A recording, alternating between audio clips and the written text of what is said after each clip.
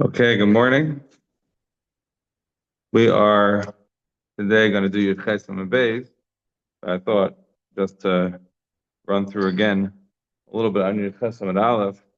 I didn't speak to Yosef. I'm not sure if you saw the bottom places, but just to go through it quickly. So we had already the Gemara on Gimel and Beis back in the beginning told us as follows. The Gemara said that there was a member from Shubban Levi, Ein Omer B'fnei Hameis El Devar Shel Meis. You're only supposed to say in front of somebody who's dead only things that are related to the mace. And then the question was, is that saying that you can't say the Torah in front of the mace, but everything else you could say? Or you can't say the Torah in front of the mace, and for sure you can't talk about any other things. The Rif, Taisus brought down the Rif. The Rif is actually here in our parak. Over here, the Rif says, and he puts all these Gemaras together. The Rif says you could talk about Mila de Alma, but you can't talk about the Torah, and you can't do it within the Dalit Amas of the person, but aside from that, it's okay. And the reason that you weren't able to do this is because of the idea that somebody who is making fun of the poor is machar from God. There's nobody more poor than somebody who's deceased. You don't take it with you, and essentially we are a choshesh for leg l'rosh in a lot of different things as it relates to the Beis HaKfaros. It relates to dead people more generally. So I'm starting the Gemara here in the middle of the wide lines. Amar Rach, Amar Rabbi Yehuda, maybe it's Rabbi Yehuda Marav.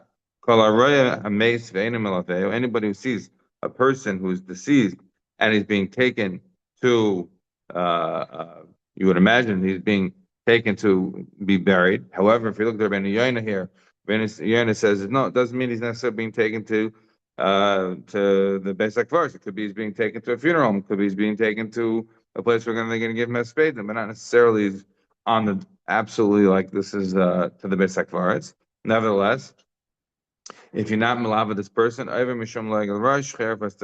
it's also a type of leg l'rosh that you're not taking into consideration is that person, you're not paying him any homage whatsoever. The Rebbeinu Yonah says if you do at least dalat amis, at least then that's something. At least dalat amis, you should make an atiyah, make a movement to being malava the person. Vim hilvei maschar, and what happens if you are malava the dead person? What's the schar? Omer of asi olav akasav omer malvei Hashem chanendal. Those who are lending to Hashem are those who take care of the poor. What does it mean, Malvi Hashem? You're lending to the Rebbeinu Shalom. That doesn't obviously make much sense. You're not lending to the Rebbeinu Shalom. What it means is Kori Be, as Rashi points out, Kori Be Milava Samakim, right?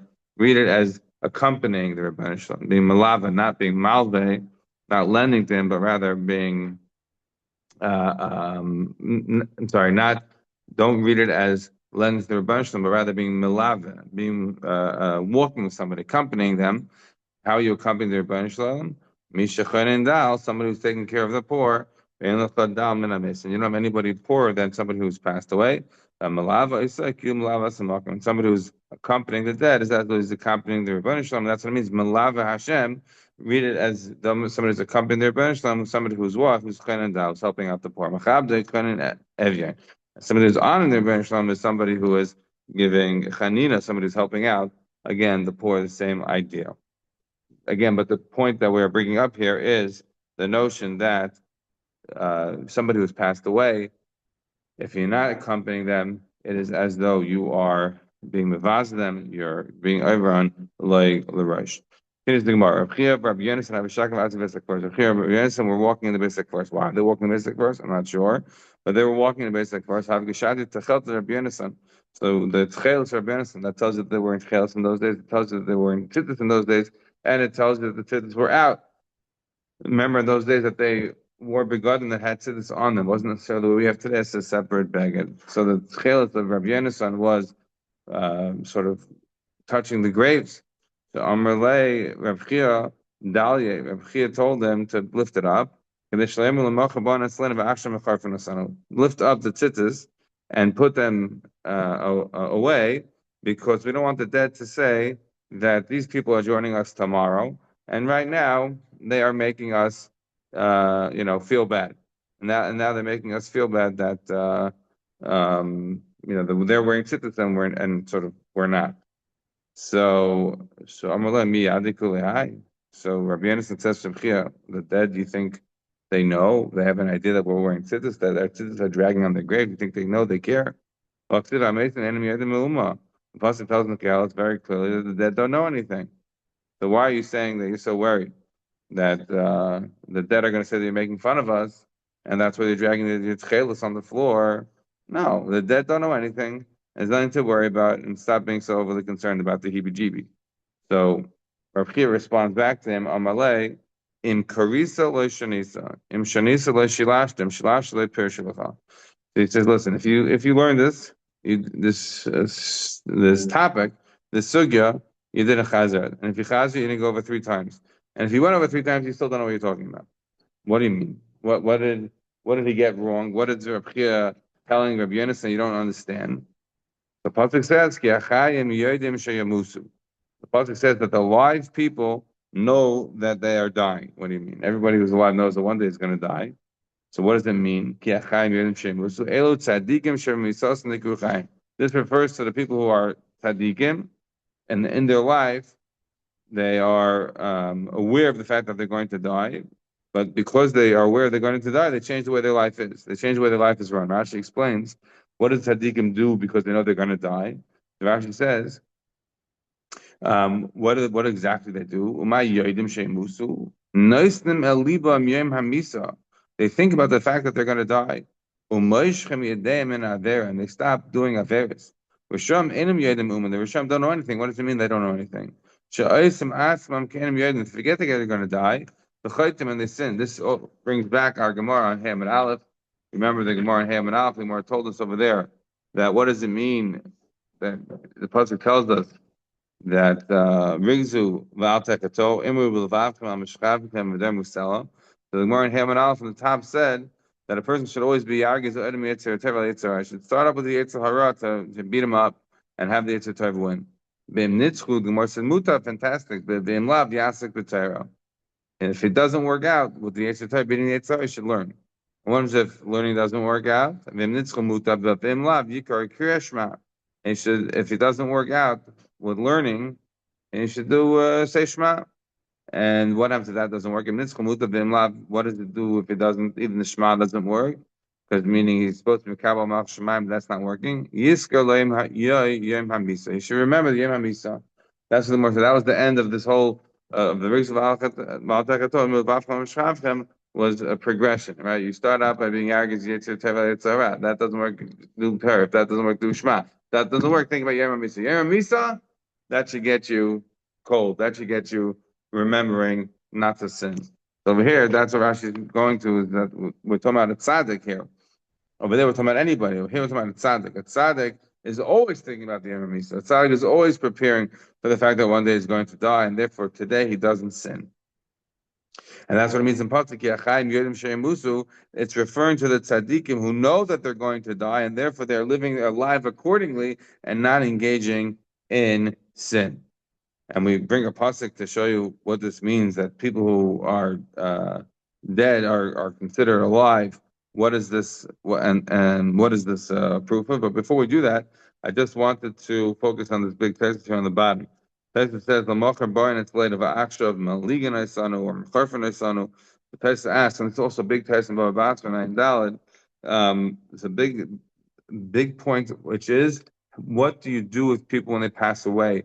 When you bury them in a talus, you know that you bury people in a talus. Is the talus having abracanthus on it, or is the talus having no abracanthus, or is the talus having abracanthus that are puzzle? This all comes from over here, because it sounds like on a Gemara that Rabbi Yonasan feels, and we're going to see tomorrow that Rabbi Yonasan eventually retracts. But for today, Rabbi Yonasan feels that the dead don't know anything. What's the problem wearing a talus? Rabbi Chia says that the dead, they're going to be upset that we're wearing a talus and they're not wearing a talus. Tyson Babasha wants to say, and it seems to be a raya, that if they're going to think that we're making fun of them, right, we're making fun of the dead by wearing a talus and they're not wearing it, that means that presumably they're not wearing a talus. Right, that would seem to be a proof.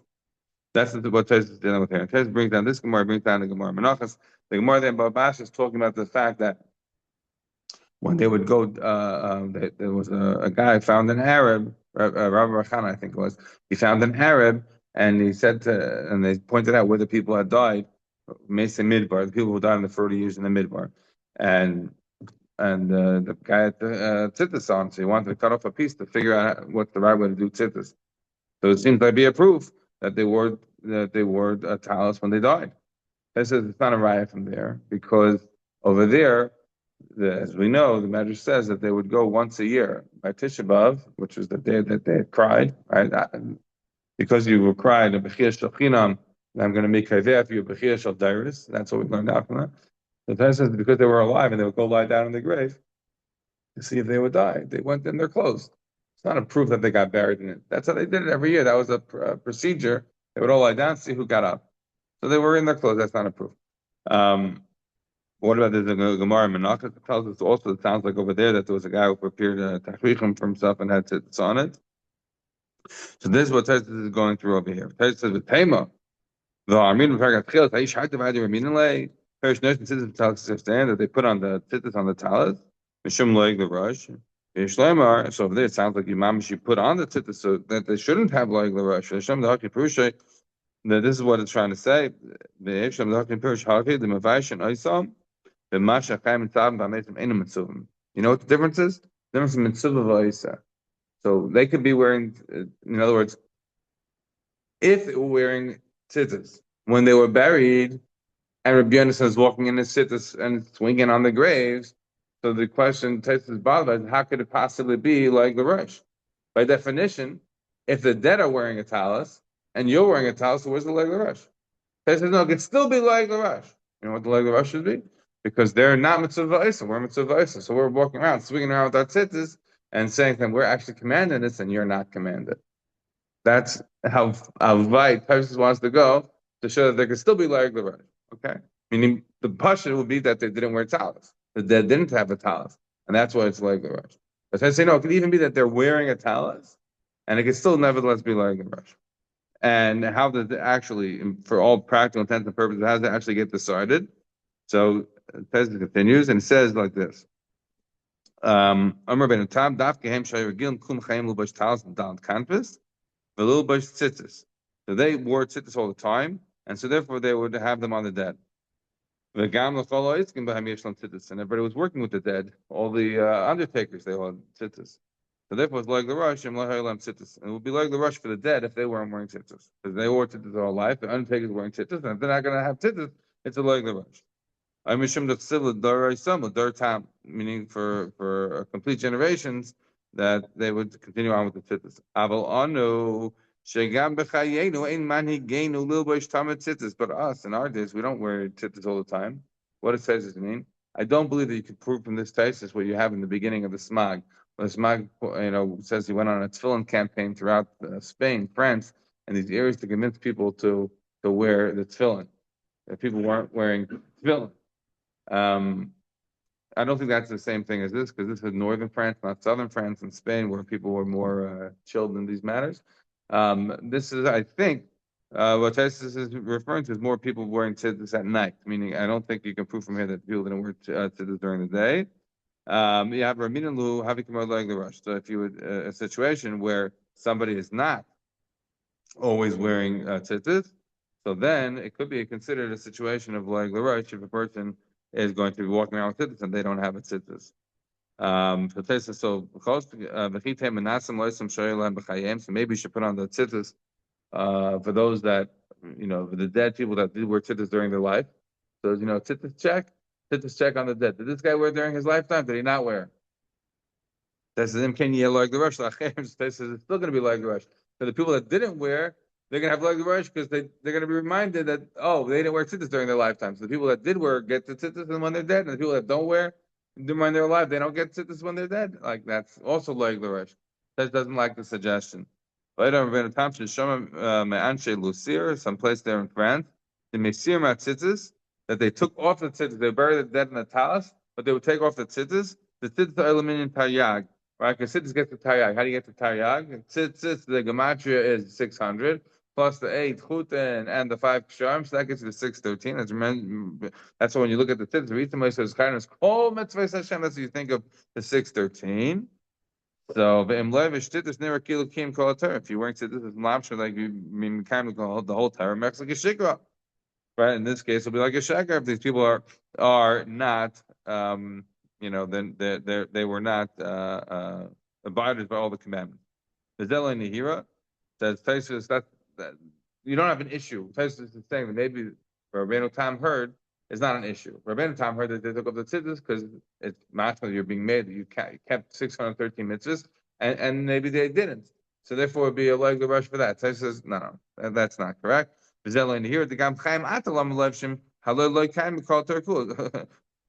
Mekayim Kol Terkul, even today, by definition, right? If you're not a Kayan, you had to Mekayim the mitzvahs of Kahanim. The only way we get to Kol Terkul is how? The only way we get to 613 is how? Is only with the concept of Arvos. But even if you had a Kayan and you get the Duchening mitzvah and you get this, where you're getting the mitzvah of all the Karbanos and Beis HaMikdash, there's none of that around. So by definition, you can't be Mekayim 613 mitzvahs. That's not possible, full stop. Right? That's not possible, full stop nowadays. So then how can anybody? So it's going to be, again, how you being made a sheker, you're Mekayim 613, but you're not being Mekayim 613. Yeah, Mio Yeshleima, the unbelievable part of taste is on a Semcha Amsachas Smachas. We're relying not on these Gemaras, we're relying on Amsachas Smachas, the Tziva Abishol Labanov, Etil Tchelos Ma'apelunia, with that where Abishol said to put on tchelos on Apelunia when the Apel Pisha Gemara Chelik Olav and the Gemara is masking that's disputing on that. Yesh Dvarim Shonim Manichem Gemara Shelonu Vano Eisen Kesifra Hachitzon. We do like the Sfarim Hachitzonim and we do against the Gemara. What is examples of that? Says Gemara Mechazon Sheyok Kepis Sikda or Gemara Vaychal Sheyesh Gemara B'Tanis to Karm Brachos and Right, the Gemara in the end of Megillah tells you that on a Tanis you lay the Brachos and Klalos, and we do Vaychal. We do against the Gemara. Why? Because we're going with what it says in Mesach Sefer. Mesach Sefer, Mefarish Vayichal. So the text includes Ba'aritz by a rogel shaloy lahasiram and aknaf el kaishram lahadkam b'teich aknaf. So the Ritzbah, what he would do, he wouldn't take off the tzitzis. He would keep them on, but he would sort of tie them up so you wouldn't see them. Fuki nashmi plukta to get out of the argument of him chayav and tzitzis. Yeshlam tzitzim lav harihem mechusim. If they are mechusim tzitzim, they have them. If they're not, they are hidden. What we do today is we're passing up one like of this. That's generally the custom, but unbelievable amount of different points here in this thesis, including the fact sometimes we ignore the Gemara in favor of the Svarim Chitzanim. Svarim Chitzanim is such a loaded word we can't go into now. The Saxon Head and Yerushalmi, a ton of what Svarim Chitzanim thesis is calling these non-Gemara works, the Mesach Seferim, Mesach Smachs, etc. Just calling that Svarim Chitzanim. Okay, amazing. And also we're seeing here is the different customs about tzitzis are not so clear because again these various different Gemara seem to indicate different things. All right, now go back to our Gemara. So the Gemara tells us as follows: that Reb Chia said to Rabbi Yomi, so you didn't learn, and if you did, you didn't study enough, you didn't review enough. Why? Because you don't understand that the people who are dead, they are like alive. What does it mean? Shinem, we have a pasuk. Ben Yayada ben Ishchai. The pasuk actually says over there. Ben Yayada ben Ishchai. Ben Yayada. We're going to first read it the way it's actually the Pashup Shah, and then we'll see the Gemara on the Amud Beis. So he was a warrior, right? We learned. Actually, we had it earlier, right? Remember the Gemara. The Gemara told us about Ben Yayada. He was a big warrior. We had the Gemara. The Gemara told us on Gimel Beis also on Dalam Malach. Gemara said over there, right? The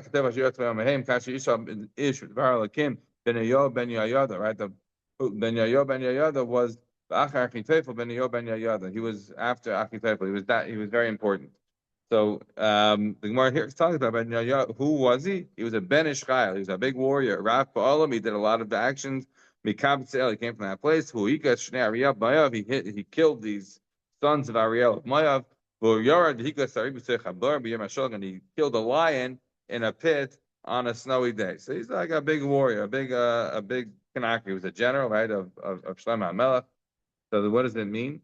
The Gemara now, we're on Chetzim Beis, the Gemara dashes up. So Ben Ishchai, where Tesis points out over here, not Ben Ishchayil is the Crete. Ben Ishchai is how it's written. That's the Ksiv. So we're dashing on the Ksiv. He was the son of a live man. Like, what are you talking about? The other people are sons of dead people? Obviously, everyone's sons of a live man. What do you mean? El ben Ishchai means he was alive. Even when he was dead, he was called alive. Why? Because he obviously did fantastic actions, which, as we just said, that people, based upon this pasuk of Kiachayim Yedim Sheim Musu, people who are dead are still considered Chayim. Why? Because they're so focused in life on the fact that they're going to be dying that they want to make sure that they ensure that they live their lives appropriately. This continues the Gemara. Rav Paul Mikabtzel, what is the great deeds that he did? Sheriba v'kibetz pe'al Torah. He brought in people to be able to study Torah. Sounds like he was Riba v'kibetz pe'al Torah, maybe workers to learn, to study, but he enhanced Torah learning. Again, the Pasuk shows that he killed the sons of Ariel of Moav. So what does that mean over here? He didn't leave like him, not on the first base of Hamikdash, right? Sometimes base of Hamikdash is referred to as Ariel. He didn't leave over people like him, not in the first base of Hamikdash and not in the second base of Hamikdash. What does it mean? Meaning that's how great he was. What does that mean? That he went and killed a lion in a snowy day in a pit? One shot is by Barda is Barad, like the pasuk tells us in Parashat Va'era. Barad is like hail. So he broke apart the Tavar. He broke the Tavar Gezizi the Barad. He broke these blocks of Barad of hail.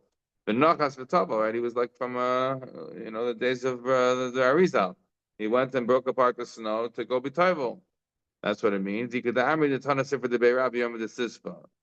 So, or he means that he taught the Sifra, which, as the Tosfos points out, is a hard sefer. He taught that in the winter.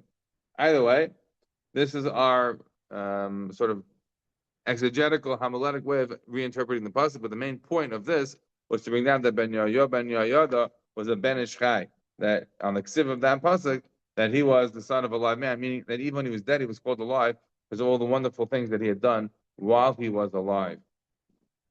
Finish the Gemara, but this is not the fundamental point that we have. What is the fundamental point that we have? The fundamental point that we have is the fact that what we are debating is between B'Yechia and Rabbi Yonasan about whether or not whether or not the dead know. This is the question that we are going to deal with today. A few riots to this point. This whole next plot is going to be dealing with this point. Okay, says the Gemara as follows.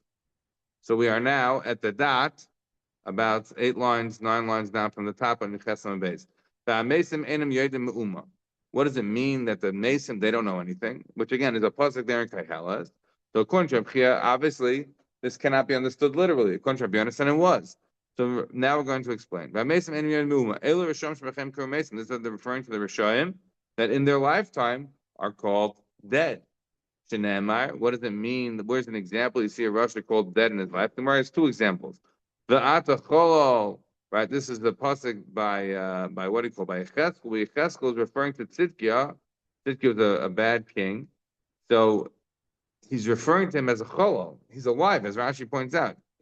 Tzidkiah is alive, and he's referring to him as a slain person, right? As a cholol. Atachol, Russia, Nasi Israel, right? You're the head of Israel. You're the king. You're a Russia. He's referring to him as dead. So you see, even B'chayim, a Russia is called a mace. Another example where you see a person who's the Russia is called dead. Another one is what? Right? The pasuk says that on the testimony of 2, you're going to kill a person who's dead. What do you mean kill a person who's dead? You must amaze. The person's alive. You don't kill the dead. You don't kill the dead person. So how are you calling him dead? Elamai what? Elamais Meikar. He's already called dead. Why? Because he's a bad guy. He's a Russia, so that's why we're calling him dead.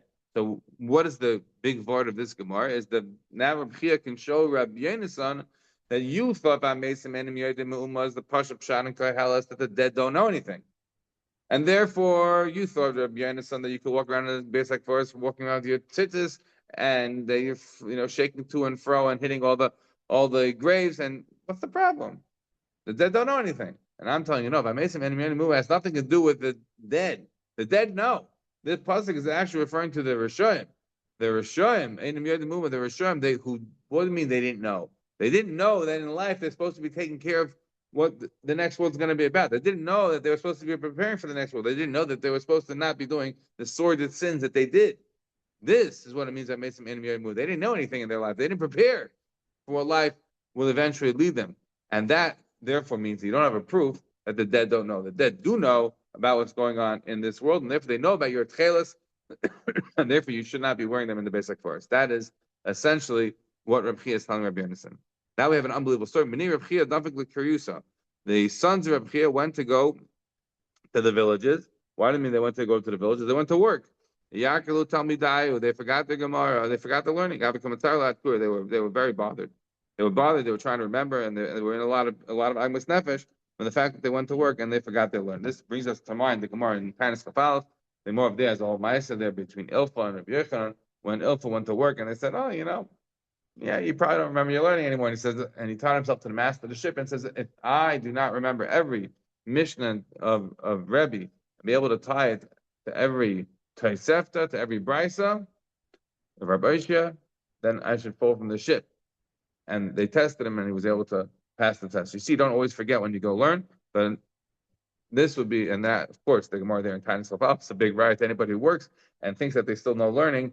That's a great riot to them. But this Gemara is the other way around, right? Here you had the children of Chia who went to work and they forgot their learning. Now, just to mention, just a background of the children of Chia, we're talking about Yehuda and Chizkiah, right? The Gemara in Yevamos Salachei talks over there. We'll have a whole ma'aser there.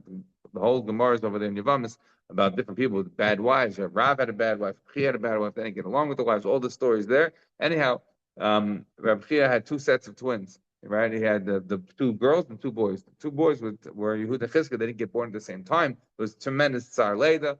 She went to Rav Chia dressed up and said, if women are commanded to have children, he said no. So she drank some poison so she wouldn't be able to have children. And Rav Chia was very sad about that. The Gemara also tells us, the Gemara tells us the whole ma'isa that Rav Chia's kids were so amazing. Rav Chia and his children could bring Tchias HaMesim. And so when they said Masha Ruch Mardagesh, the rain came, and they kept on going. Right? And they said, and it was going to be Tchias HaMesim. And over there, Eliyahu Hanavi got a big patch, Pulse of the Nura, because he had told Rebbe the secret that Chia and his sons can bring the rain. They can mamish bring Tchias HaMesim. They can do unbelievable things. These are the children of Chia that we're talking about, who went to work, and they forgot their learning. What do you mean they forgot their learning? Forgot their learning. They were of a supernal level that they were on. They forgot their learning. But these are the kind of people that we're discussing. Says the Gemara. So they were very sad. They didn't remember their learning. So one says the other one. We don't know which one was talking. Is Yehuda Chizkiah, but one of them is talking to the other one.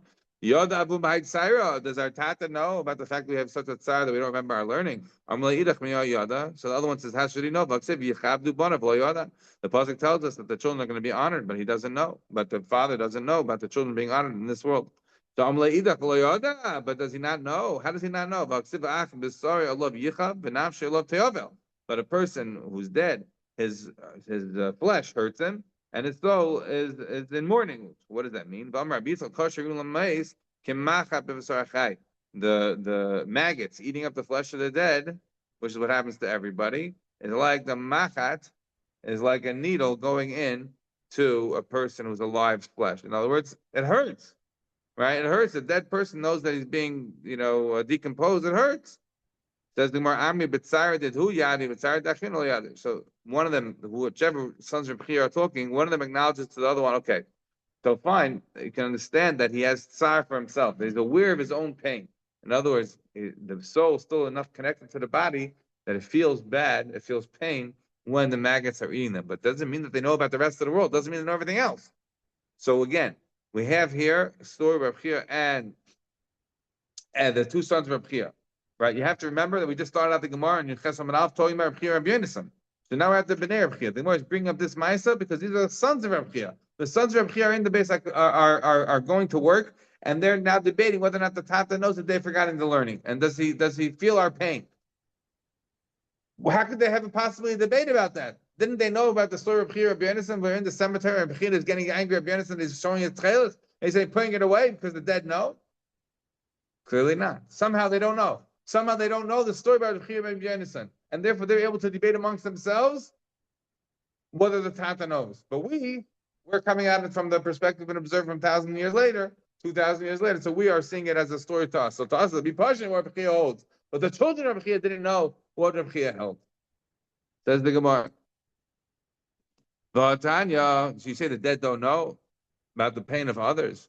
We have an unbelievable ma'aser here. Says the more ma'aser b'chassid echad shidnasan din alani be'er Rosh Hashanah. It was a chassid, imam. He was an unbelievable tzaddik, and he gave a dinner to the ani on Erev Rosh Hashanah b'shnei b'tzeres, in a time when there was not money, it was a time of famine. So to give away what you have to somebody to go and eat when you are in a difficult situation yourself is a terrible terrible tzara. Why? Because what happens when you have a tsar? When people are wealthy, when there's a lot to go around, you can be magnanimous. But when times are tough, it's very hard to be magnanimous. And so the wife, his wife was very upset at him. She's very upset at him because he's like, it's a shnat b'tzeres. We're all poor. You're giving away our dinner. We needed to buy bread for our kids.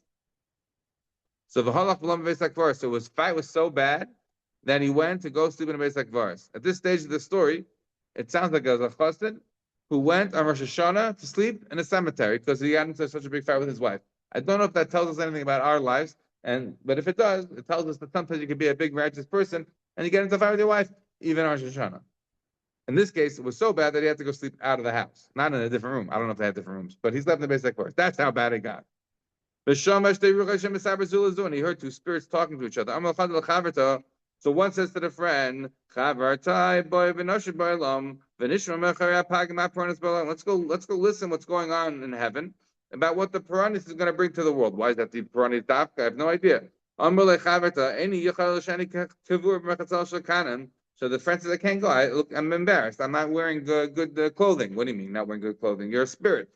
That the whole thing is unbelievable, right? You're talking about a ruchais. That's how we're introduced. They're a spirit. And she says, yeah, but I'm not dressed appropriately. Where am I not dressed? I'm not just appropriately in the grave. When am I not dressed in the grave appropriately? I'm wearing the shroud of kanim, of reeds, not the appropriate kind of shroud, the shroud material. Later on, we of course learn that everybody is buried in Klal Yisrael today because of the concept made then in the same thing. So you could be the biggest, richest, reichste mensch, and you don't get buried in a fancy thing. Everybody gets the same tachrichim, the same box, the same everything. Nobody's different. So, and that's the time it wasn't exactly all fully accepted. So she wasn't buried in a nice shroud. She said, "I can't go. I don't feel right to go." You should go. When you hear, tell me. So basically, she went. The friend went. She goes and flies, to the Acheria target to hear what's what they're deciding about what the Pranis is going to be in this world. And she comes back to tell her friend, what did you hear? I heard that whoever going to plant in the first Revi'ah, and Rashi explains over here that there's three different times that the rain comes. Right? The Rashi says, three different times that it rains. So anybody's going to plant at the first one. So Barad, again, we have Barad, we had it on the top of the page, right? There's going to be hail, it's going to destroy. What do you mean? The Rashi explains why is the Barad going to destroy those who plant early, and those who plant late will be surviving? Because as we know from the Makkah Barad, right? I feel like saying, right? The Pasuk tells us essentially the more rigid something is, the more it could break in a storm. The less rigid something is, the more it can bend. So over here, the things that were planted earlier would be too rigid and they wouldn't be able to survive. But the things that were planted later will be able to survive, and therefore the way he's going to discuss it is going to be able to make it big, is he's not going to plant in the first review. He's going to wait for the next rains. So this guy went and he's like, I got inside information. I'm going to use it. Discussed it. Right? Everybody else's produce was destroyed, but his was not, because his was more younger, so therefore it was more flexible and it was able to survive the storm. This I find amazing. The next year. Did it say he get into a fight with his wife? No, he had a great year. They're rich. But he went back to the Beis HaKvaros on Rosh Hashanah. He's a chassid echad. And where did he go to sleep on Rosh Hashanah? To get inside information about what's going to happen next year. Amazing Gemara to me. That's why I always think about what we said in the we pass on halachah, right? The Ramah. We can't. I mentioned this before. I think we can't. I know I talked about on Friday night. We talk in our Chaim Kuf Chav Ches. We talk about the fact that we canceled the Birchas Kohanim for Ashkenazim, except for Musaf on Yontif, because that's the only time when we're happy enough and we're not thinking about business, right? On Shabbos we're thinking about business. During Mazel Tov. On Shabbos we're thinking what do we think about? On Shabbos, we think about business, right? On Shacharis by Yontif, we're still thinking about business, right? We're still thinking, we're not happy davening's too long. It's only by Musaf on Yontif that we get excited enough, because like we're about to leave, that then we can do it, because then we can have that requisite simcha that's required. This little brought down normally. Okay, moving on. So says the Gemara. So well, where we are is that the guy, this chassid, comes back year two without a fight with his wife to go plant, and he wants to know when he should do it. So Vishaman Oisin Shnei Ruchas. Here's the two Ruchas against him. Mistabers Zu Amar Chadal Chavita. Bav Nashabalim Vin Eshma Machaya Pargit. Ma Peranis Bal Oilam. Let's go hear what's going on in the supernal realms to tell us when what's going to be bad in this world. Amar Chavita Loik Hachamadi. Didn't I tell you last year? Ein Yechosh. Ani Kivur Machatzal Shekana. I can't go because I'm not buried appropriately. Elchiat Umashat Shemat Bar V'Amili. So she says, you go, you tell me what's going on. So she goes and she comes back and says as follows. And says to her friend, what did you hear? Whoever's going to plant now in the second quarter, in the second rain season, so then Shidaf and Malka, so they're going to have a problem with Shidafon. So if you're going to have a problem with the second part, what should you do? Plant early. So what did this guy want? He went and planted early. Everybody else was destroyed. His was not.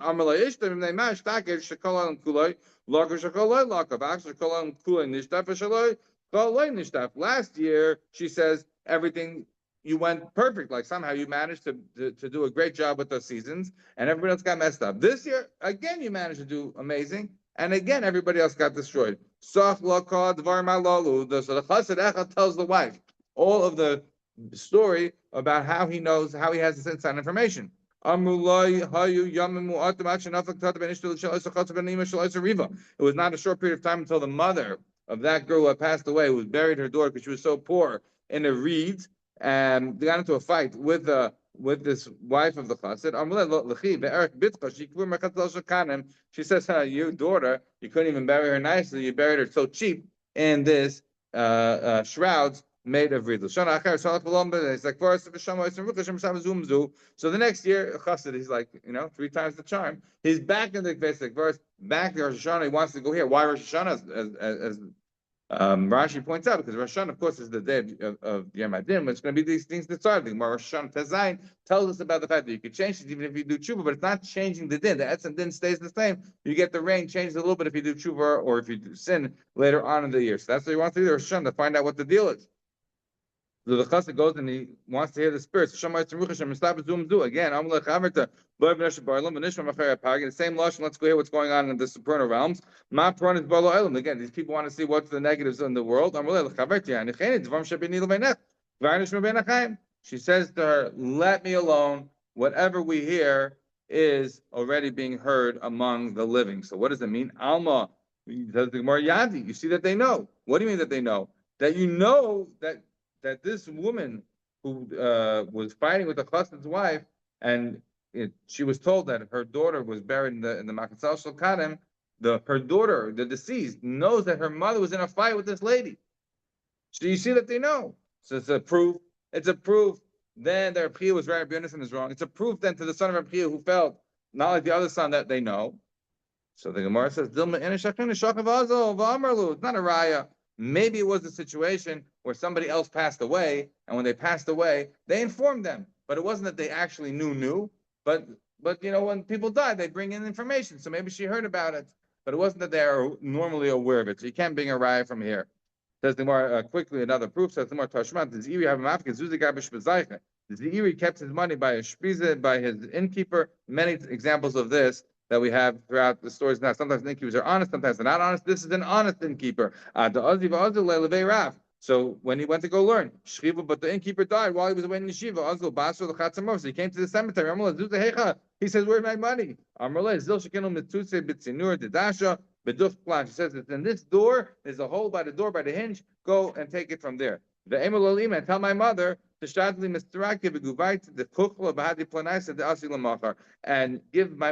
tell my mother to take my comb and my eyeshadow and give it to this other mace that's dying tomorrow. What does that have to do? This other mace dying tomorrow, what does that have to do with me? Right? How's he going to give me the eyeshadow? Why do I need eyeshadow in the okay, all that questions for another time. But again, it says the more Alma Yadi, to see that they know what's going on in this world. They know who's coming tomorrow. So you see that they're aware. Says Rashi. So you see that she knows that this woman is this girl, whoever's going to die. She knows. She's aware of it. Says the Gemara. No, it's not a right. Duma maybe Duma came with machras. The Rav Nissim Goyen here in Maftach brings out the Gemara in Sanhedrin Shalidal that the fact is that the Malach Duma who makes announcements about who's dying, and therefore this was sort of announced already. All right, we'll stop over here.